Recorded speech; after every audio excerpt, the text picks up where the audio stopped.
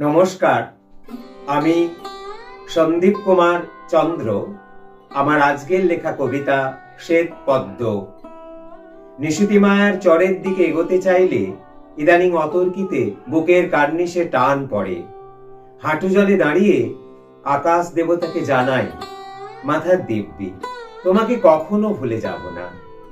ডাকাবুকু সূর্যাস্ত ও ডাগর ডগর জ্যোৎস্না, রাঙা মুখ, কটা চোখ, হুল্লোড়ে হাসাহাসি, গা ঢেলে জিরিয়ে নিয়েছে সেই এক মুঠো জীবন।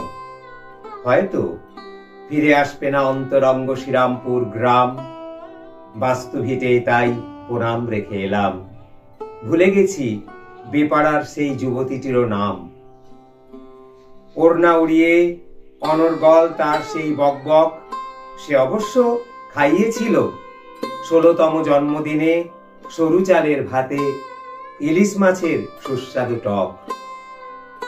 বুকের এনামেলের রং চটে গেছে সদ্য সদ্য। ছোট্ট বিন্দুগুলোই কি লিখেছিল গোপন পদ্য?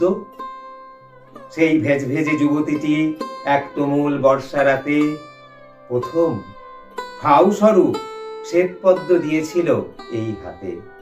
নমস্কার।